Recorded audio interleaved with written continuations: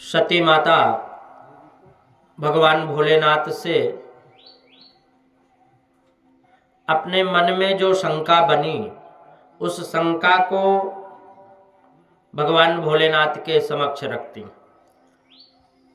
कहते हैं कि मैं प्रभु, आप तो जिन राम को भगवान मानते हो, आप जिन राम को भगवान मानते हैं, मुझे शंका हो रही है। क्योंकि यदि भगवान है तो वो एक अपने पत्नी के लिए इतना वियोग व्याकुल क्यों हो रहे हैं? वो तो स्वयं माया में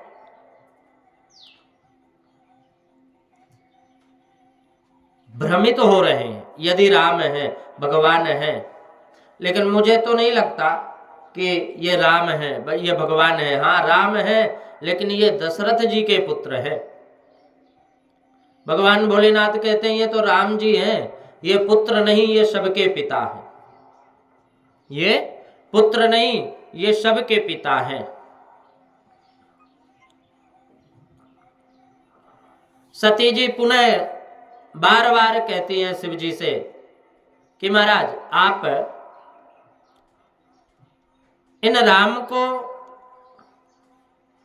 आप परमात्मा कहते हो, परंतु ये रोते हैं, ये रोते हैं। और यदि ये ज्ञानी है तो वृक्ष से क्यों पूछ रहे हैं?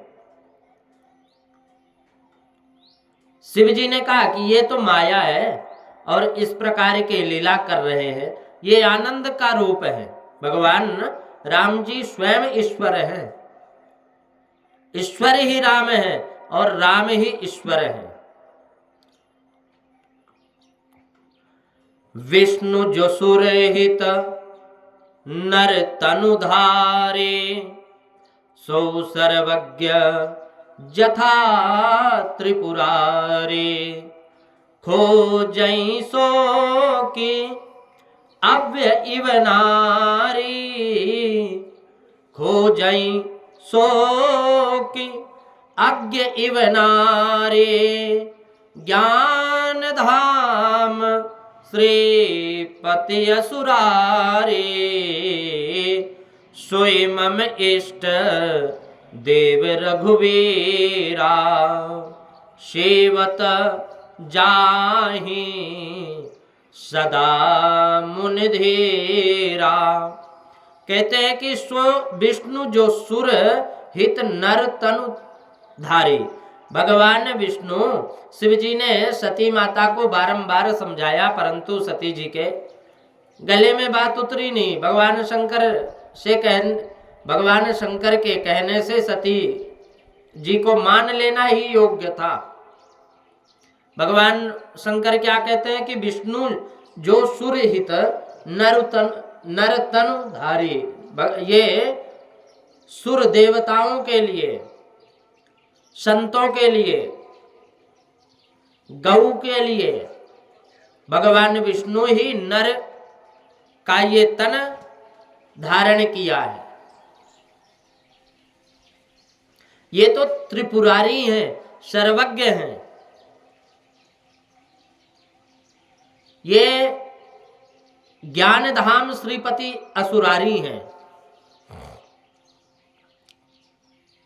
और यही तो मेरे सोई मम इष्ट देव रघुवीरा, ये मेरे रघुवीर हैं, मेरे राम जी हैं और मेरे ये इष्ट हैं।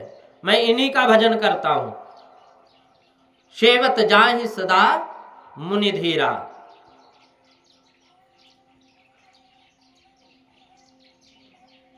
शंकर भगवान से के कहने से सती माता को मान लेना चाहिए था, परंतु कुछ तो स्त्री बुद्धि होती है, थोड़ा ज्ञान का अभिमान था। दक्ष प्रजापति की दुराग्रही स्वभाव सती जी में भी आ गया था। माता पिता का भाव तो आता ही है, अंश तो आता ही है, गुण तो आता ही है।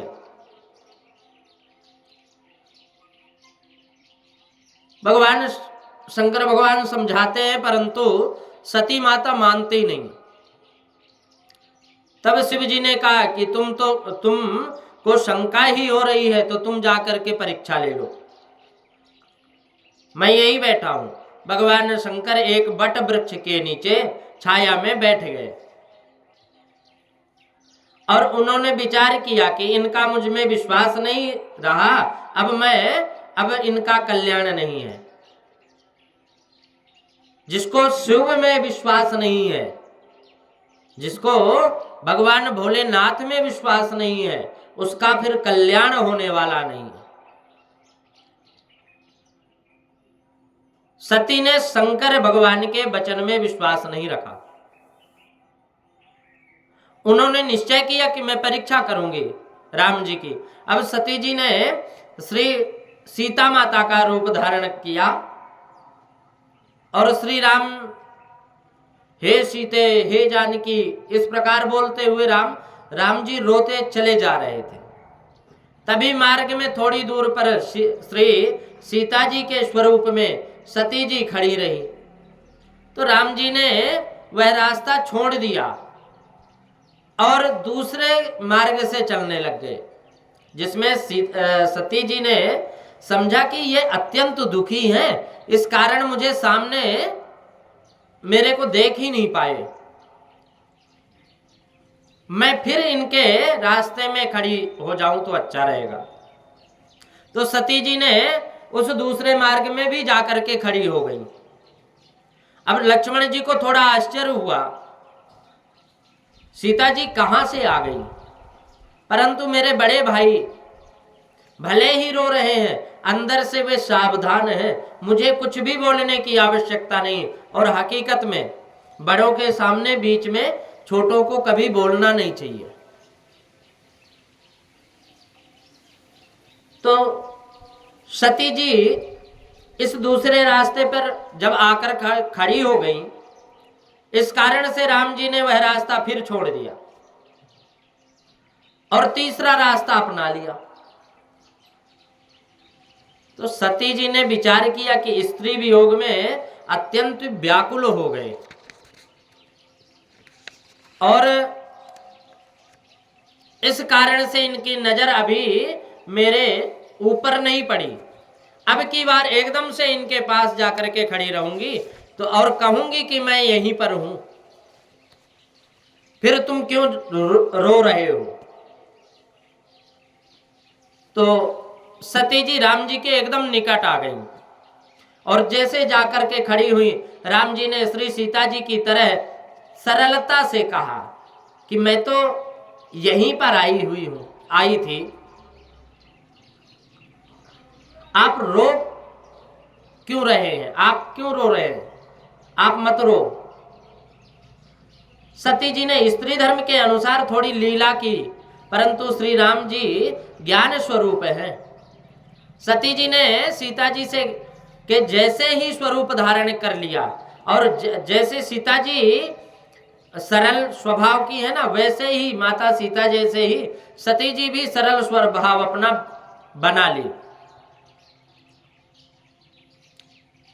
नकली बनावटी जितना बनाएंगे उतना ही बिगड़ता चला जाता है। राम जी है वो तो ज्ञान के सागर भगवान है, परंतु राम जी सब कुछ जानते हैं,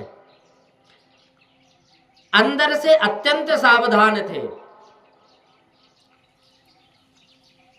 सती कपटो जान्यो सुर स्वामी, शबदर्शी सब अंतर्यामी। भगवान तो अंतर्यामी है। श्री रामचंद्र जी ने धरती पर मस्तक रखकर सती को प्रणाम किया और कहा, भगवान श्री राम ने कहा कि कहो बहोरी कहाँ वृषकेतु। मां, आप अकेली ही जंगल में किस कारण से फिर रही हो। विपिन अकेली बिरहु के ही हेतु। क्या कारण है, आप किस कारण से जंगल में अकेली घूम रही हैं। शंकर भगवान कहाँ है, मुझे शिव जी का दर्शन करना है। तब सती जी को आश्चर्य हुआ कि ये भले ही रोए परंतु अंदर से सावधान है और ये ज्ञान स्वरूप है। चाहे जितना बदल लो, बादल आ जाए, परंतु सूर्य के स्वरूप में किंचित भी विकार आता नहीं है। अरे बादलों को उत्पन्न करने वाला तो सूर्य है। सूर्य नारायण की किरणों से ही बादल उत्पन्न होते हैं और इन बादलों में सूर्य स्वयं को ढक लेते हैं, परंतु सूर्य भगवान में तनिक भी विकार नहीं आता, शीतलता नहीं आती, उन पे कोई प्रभाव नहीं पड़ता। श्री रामचंद्र जी तो ज्ञान के सूर्य हैं और ज्ञान स्वरूप हैं। सती जी को इसका विश्वास हो गया और दक्षिण भारत में तुलजा भवानी है, उनका नाम तुकाई है। तू कहां आई? दक्षिण भारत के लोग माता को आई कहकर बुलाते हैं और तुकाई ये पार्वती का स्वरूप है। राम जी ने कहा कि तुम अकेली यहां क्यों आई? तुकाई, इसी से नाम पड़ गया तुकाई। सुमिरत जाहि मिटई अज्ञाना, सोई सर्वज्ञ राम भगवाना। कहते रोना ये माया का धर्म है। सगुण परमात्मा की लीला में माया का धर्म भले ही दृष्टिगोचर हो, परंतु वे माया रहित शुद्ध ब्रह्म है, ईश्वर ही है। सती जी को आश्चर्य हुआ कि परमात्मा श्री रामचंद्र ने के अनेक स्वरूपों का वर्णन ग्रंथों में हुआ। परमात्मा सगुण साकार है और परमात्मा निर्गुण निराकार भी है। तो सगुण साकार परमात्मा के साथ प्रेम होता है, सगुण साकार परमात्मा के साथ प्रेम होता है। जो निर्गुण निराकार है उन ईश्वर के साथ प्रेम होता नहीं, क्योंकि वो निराकार है। आकार हो तो लोग देखें। ज्ञानी पुरुष ब्रह्म चिंतन करते हैं, परंतु घंटे आधा घंटे बाद उनको थकान होने लगती। निराकार निष्क्रिय ब्रह्म का चिंतन करते हुए आनंद तो आता है, परंतु पीछे मन भटक जाता है। फिर जो परमात्मा हिलता नहीं, चलता नहीं, बोलता नहीं, उस प्रभु का ध्यान करते हुए मन थक जाता है। वैष्णव जन निष्क्रिय ब्रह्म का चिंतन नहीं करते, परंतु लीला विशिष्ट ब्रह्म का ध्यान करते। वैष्णवों का ब्रह्म तो बोलता है, चलता है, हंसता है, खेलता है, नाचता है, प्रेम करता है। छुम छुम करते हुए कन्हैया जिस प्रकार चलता है ना, ऐसा चलना किसी को भी आता नहीं।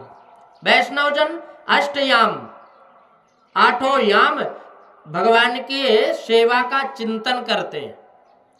सुबह कन्हैया उठते हैं, यशोदा माँ कन्हैया का सुंदर श्रृंगार करती हैं। माता जी लाल को माखन और मिश्री खिलाती, आरोग्यवती है। कन्हैया गायों को लेकर आते हैं, गायों की सेवा करते हैं। प्रातः काल से रात्रि काल तक रासलीला होती है। तब तक एक एक लीला का वैष्णव लोग अत्यंत प्रेम से चिंतन करते हैं। सगुण साकार ब्रह्म के साथ प्रेम होता है और निर्गुण निराकार ब्रह्म का बुद्धि में अनुभव होता है। तो निराकार ब्रह्म बस है, केवल इतना ही है, परंतु इन निराकार ब्रह्म का अपने को अधिक उपयोग नहीं है। लकड़ी में अग्नि होती है, सभी जानते हैं कि लकड़ी के एक एक कण में अग्नि है, परंतु जिस समय अत्यंत ठंड लग रही हो, उस समय कोई लकड़ी का स्पर्श करे तो लकड़ी में रहने वाली अग्नि क्या गर्मी देती है? नहीं देती। लकड़ी में अग्नि है, मात्र इतना ही जाना जाता है। अब लकड़ी के अणु परमाणु में अग्नि है, दूध के कण कण के मक्खन है, कण कण में मक्खन है दूध में, परंतु वह निराकार रूप में है। निराकार ईश्वर सर्वव्यापक है, परंतु किसी को दिखाई नहीं देता। जैसे दूध में मक्खन है, लेकिन दूध में मक्खन है अगर हम देखें तो दिखता नहीं है, और है भी। लाइट में, बिजली में के तार में पावर है, लेकिन हमें दिखता नहीं है। तो सगुण के साथ प्रेम करो। भगवान दिखाई नहीं दे रहे हैं, किंतु बुद्धि से उसका अनुभव होता है। जब हम ज्ञानी जन से ज्ञान की बात सीखते हैं, सुनते हैं, तो हमें पता चलता है कि परमात्मा है। ईश्वर का अंश हम में भी है, तुम में भी है, सब में है, लेकिन वो तत्व हम भूल जाते हैं कि हमारे में ईश्वर का तत्व है, ईश्वर का अंश है। हम तो माया में ही वशीभूत हो जाते हैं।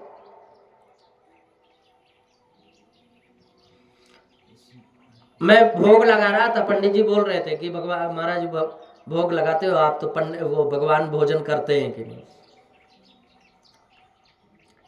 हम भाव से जैसे खिलाते हैं, जैसा हमारा भाव होगा वैसा ही भगवान हमें दिखाई देंगे। हम अपने इन बाहरी चक्षुओं से अगर कोशिश करें कि भगवान दिखाई देंगे, तो दिखाई नहीं देंगे। ये कब दिखाई देंगे? हम अंतरात्मा की चक्षुओं से जब देखें, अपने भक्ति के चक्षुओं से जब देखें। क्योंकि हमारी ये आंख हर चीज, गंदी हुई चीजें देखती है, और ये इस गंदगी को देखने वाली आंख से भगवान को हम नहीं देख पाते।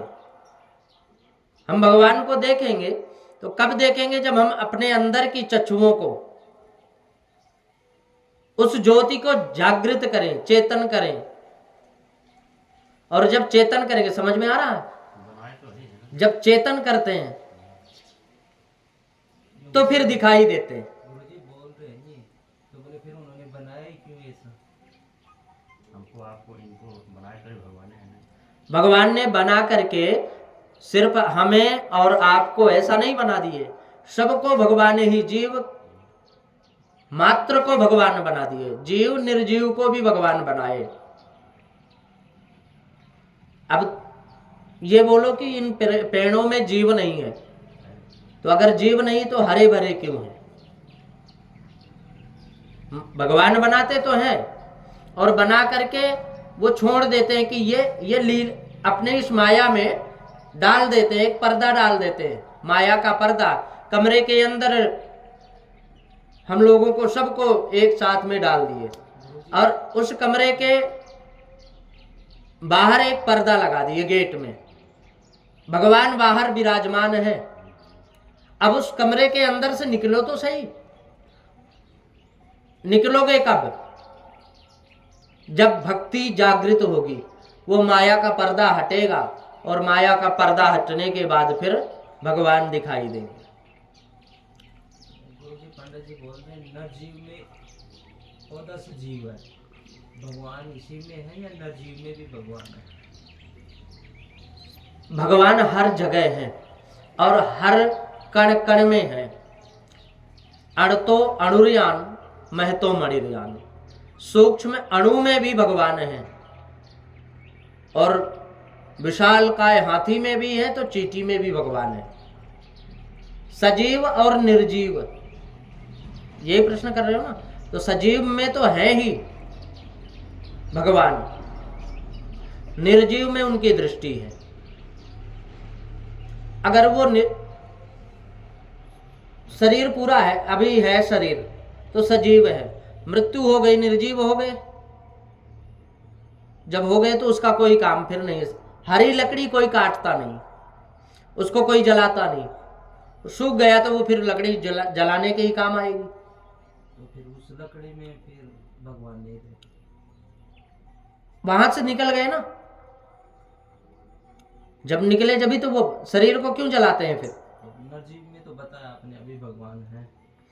दृष्टि है, अच्छा, उनकी दृष्टि है, कण कण में दृष्टि है उनकी। तो सब हम 1000 कमरों के अंदर कमरे के अंदर कमरे बना करके और वहां चाहे हम भजन करें, माला फेरें या और कुछ भी करें, भगवान को सब कुछ दिखता है। भगवान को संत तो ऐसा कहते हैं कि चींटी के बारीक चींटी आती है जो दिखती भी नहीं है, ऐसी चींटी भी है जो दिखती नहीं, बिल्कुल बारीक आती है। तो उन बारीक चींटी के पैरों में बंधे हुए घुंघरू की आवाज भी भगवान सुन लेते हैं। अब देखो चींटी कितनी बड़ी होगी, कितनी छोटी होती है, उसको अपन देख ही नहीं पाते, बड़े गौर से देखे तो दिखती है कि चींटी है, छोटी वाली चींटी। अब छोटी चींटी के पैर, फिर जब वो चींटी इतनी बड़ी है तो उसके पैर कैसे होंगे, कितने पतले होंगे, और जब वो पतले हैं पैर तो उसमें घुंघरू कितने पतले होंगे, फिर वो घुंघरू जितनी पतली होगी उसकी आवाज फिर कितनी कम होगी। तो उसकी भी भगवान आवाज सुनते हैं, श्रवण करते हैं। हम अंतरात्मा से कई बात विचार करते हैं, वो भी भगवान सुनती है। क्यों सुनते हैं? उनका कनेक्शन है उनसे, इसलिए। तो इसीलिए हम लोग सगुण साकार परमात्मा के साथ प्रेम होता है, और निर्गुण निराकार ईश्वर का बुद्धि में अनुभव होता है। निराकार को कोई मानता भी है, कई मानते हैं निराकार को ही। भगवान की पूजा कई ऐसे होते हैं भगवान की सेवा पूजा नहीं करते, वो निराकार को ही मानते। तो निराकार ब्रह्म बस है, केवल इतना ही है। इन निराकार ब्रह्म का अपने को अधिक उपयोग नहीं है। लकड़ी में अग्नि होती है, सभी जानते हैं, लकड़ी के कणकण में अग्नि है, अभी बताया। दूध के कणकण में मक्खन है, परंतु वो निराकार रूप से है। अब निराकार ईश्वर सर्वव्यापक है, परंतु किसी को दिखाई नहीं देते। सगुण के साथ प्रेम करो, निर्गुण निराकार ईश्वर सब में विराजमान है। निराकार ईश्वर, सगुण निराकार ईश्वर सब में विराजमान, ऐसा सर्वकाल में अनुभव करो। परमात्मा सभी में है, ऐसा हर समय जो समझता है उसको पाप करने की जगह मिलते ही नहीं।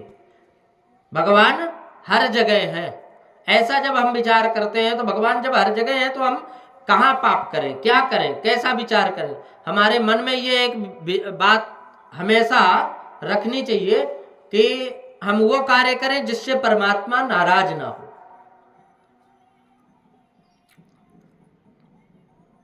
जो लोग ऐसा मानते हैं कि भगवान वैकुंठ में है और मंदिर में ही बैठे हैं, उनको हाथों से पाप होता, उनके हाथों से पाप होता है। तुम जहां हो वहीं ईश्वर है। जगत में ऐसा कोई स्थान नहीं है जहां भगवान विराजमान नहीं है, हर जगह भगवान विराजमान है।